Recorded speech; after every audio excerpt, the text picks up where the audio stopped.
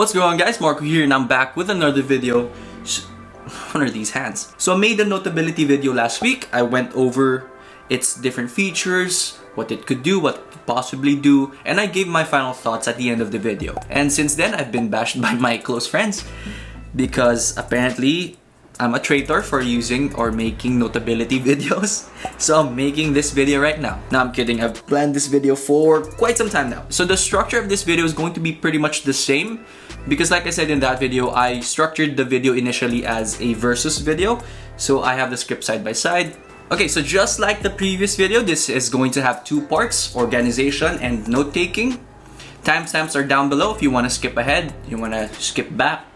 No idea what you're gonna skip back to. So to start off, I want to talk about 3 immediate benefits that Goodnotes has. So the first is it has an extensive organization system. Basically, I'm trying to say that you can have various levels to your organization of files in this app. It has convenient writing features. I want to save it for a later part. And you have customizable page templates, which again, I'll expound more later. Before I forget, because apparently I forgot this before, I'm gonna go ahead and start recording first.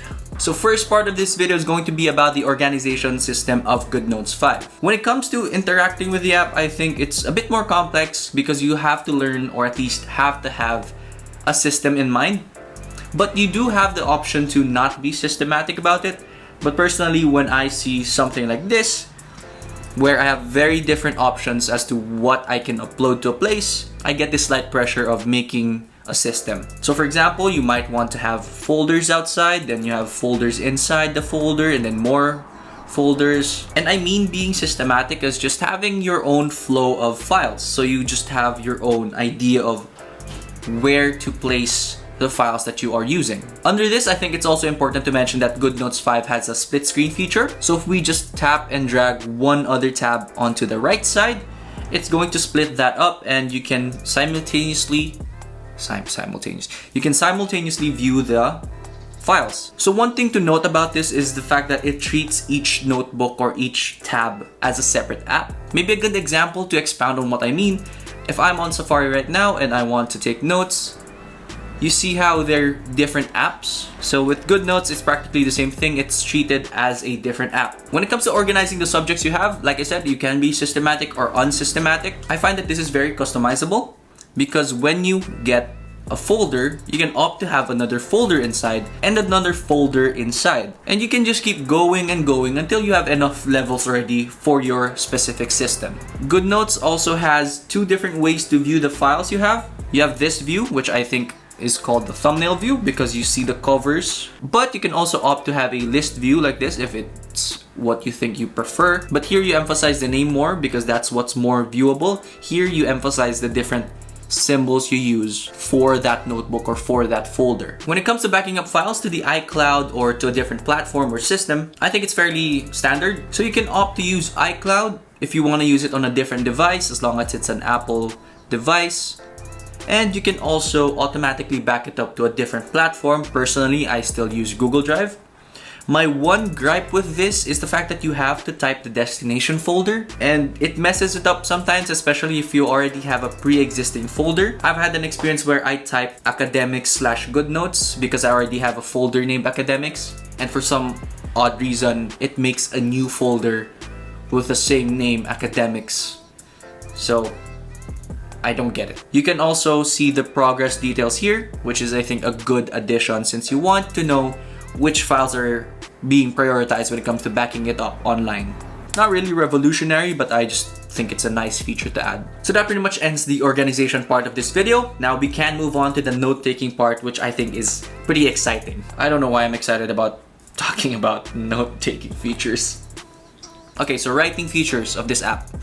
Where do I begin? Goodnotes has 3 different pen styles. You have fountain pen, ball pen, brush pen. Fountain pen is affected by the amount of force you have. So if I just do it like this, then immediately make it hard on the downstroke, you notice how it thickens up. For ball pen, it's going to be pretty much the same all throughout. And for brush pen, I'll be honest, I've been testing this for a while. I still can't tell the difference. So, no, shoot. So that's the difference. It's much more apparent when you put more force into the stroke. This is pretty embarrassing. Hopefully it doesn't ruin my credibility. When it comes to the color, I think it's virtually unlimited. For my test, honestly, I just kept adding and adding and adding. Yeah, I gave up halfway because it won't stop me from adding more colors. So you have the option to choose a preset, or you can set your own custom. You can opt to choose the shade, choose the tone, choose the whatever, not artistic, I don't know the right word. And you can also opt to put the hex code. You can also choose to do this thing. I don't know what it's called. It's a circle with colors. So the next feature I want to talk about is pen widths. I'll be honest, I was kind of stupid for counting this manually because I could have just, divided it, just have some sort of formula. But yes, I manually counted it. There are 38 different pen widths. So you start from 0.1 millimeters.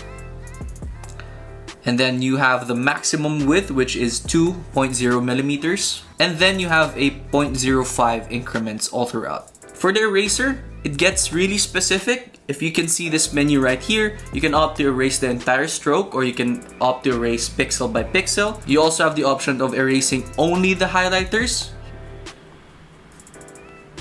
Here's an example. If I write down Marco, then we highlight it. Erase highlighter only, it's only gonna erase the highlighter. But if we turn it off,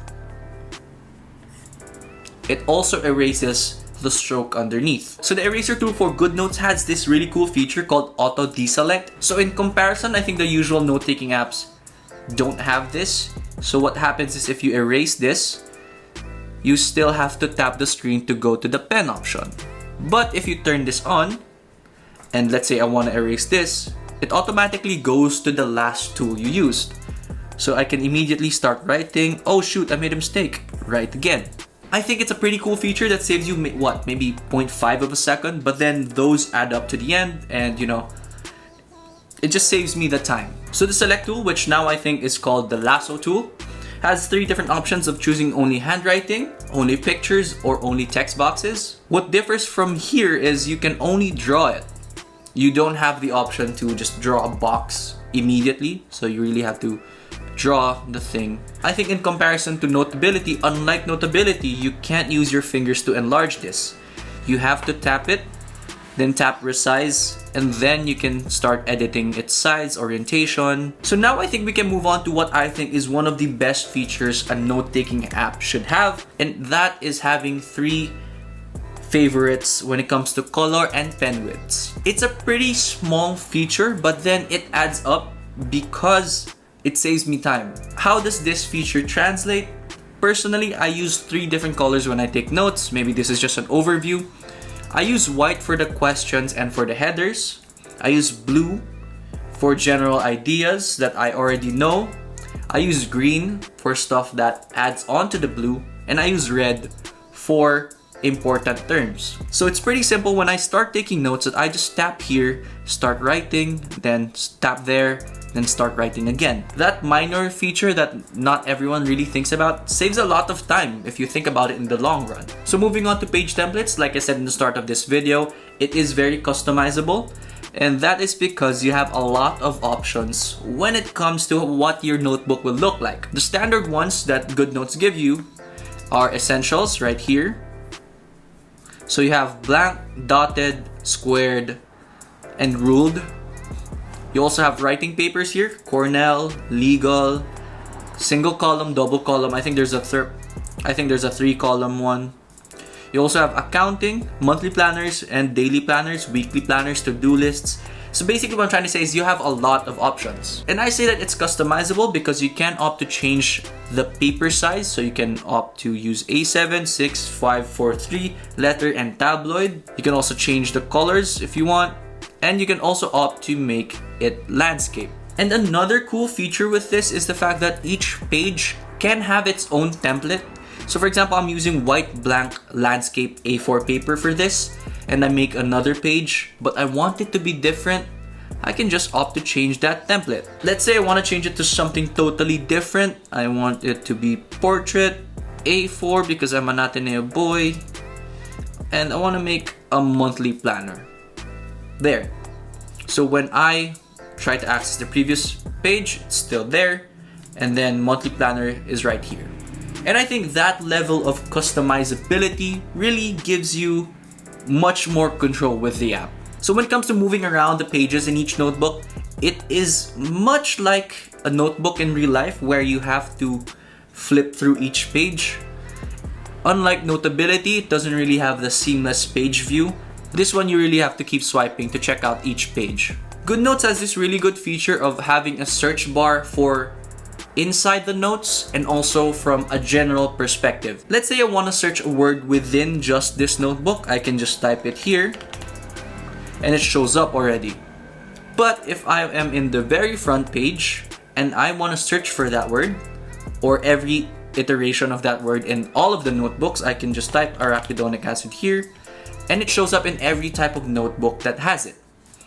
I'm trying to think of a very common word, maybe the. I'll type the. I want to search for the word the, so every notebook that has the word the shows up here. Goodnotes gives you 3 different views. There's the thumbnail view, which shows you every single page here. There's the favorites view, which shows you the pages that you favorite all throughout Goodnotes. And there's an outline view, which is just within the notebook. So a good metaphor, in my opinion, is outlines is similar to a table of contents for one book, while the favorites tab is a bookmark for all the books. I'll just show you guys. So if I favorite this page from this notebook, favorite this page from this notebook, and I'll favorite this page from this notebook, you notice how they're from different notebooks. But when I go to the favorites tab in the front of the app, it shows up all the favorites across all the notebooks. Okay, so I guess we can move on to writing words. When it comes to writing words, I think it's pretty standard +1 because for some odd reason, I can't explain it, my writing looks better in Goodnotes because I noticed that it adjusts it just a tiny little bit. Okay, so I kept trying to write and then waiting for that moment where it adjusts it. But yeah, there are times that for some reason it adjusts my writing, so my penmanship looks way better here. Now we can probably move on to drawing diagrams. For drawing diagrams, Goodnotes has a specific tool for it called Shape Tool. As comparison, if I use the normal pen tool to draw a circle, it doesn't really connect the start of the stroke to the end of the stroke, doesn't have a color here. But if we use the Shape Tool, it automatically makes it into a shape for you. You also have the option to have a fill color. Although in theory it's a really good feature, there are times where it doesn't really know what shape you're drawing, so it just funks out. Like that. I was trying to draw an oblong, it just became a triangle for some reason. So one tip I guess to use this tool is just to be really slow and meticulous when you use it. So because this is kind of a comparison with Notability, once you draw the diagram, you can't really edit the size, you can't really edit the orientation. You have to use the lasso tool to be able to manipulate that diagram. Unlike Notability where you just draw it, tap the shape, you can immediately edit it. So moving on to typing text, it's pretty standard +1 again. You have options to fix the alignment here in the styling, change the font size. Font style, you have a lot more choices when it comes to the font style. You have the option to choose a background color, border color if your text box needs a border color. You can also choose the pixels for the border and also the pixels for the padding. Not really a good choice for background colors. So boom. You can also opt to move it around if you want to. When it comes to adding media, unlike Notability, you can only add pictures and I guess scanned documents. So when it comes to adding pictures, you have a view here on the top right that you can see just the symbol or the icon for that specific picture. Or here you can just simply add it immediately like that as well, just by tapping it on the top right. But if you do want to search for pictures, you can still just double tap it and then choose from all photos. Or if you want to get it from Files, the Files app of iPad, get it from Insert From, and there's the Files app. Goodnotes is pretty standard, but I say that it's a +1 because on top of the standard features it has, it adds little additions that really make your life easier. Unlike Notability, it doesn't really have a special feature that can set it apart, so it can't audio record while you write. But one feature that can probably set it apart is the fact that it's free on MacBook. So if you have your files connected to the iCloud and sync it up to the iCloud, you can opt to view it on your MacBook just like this.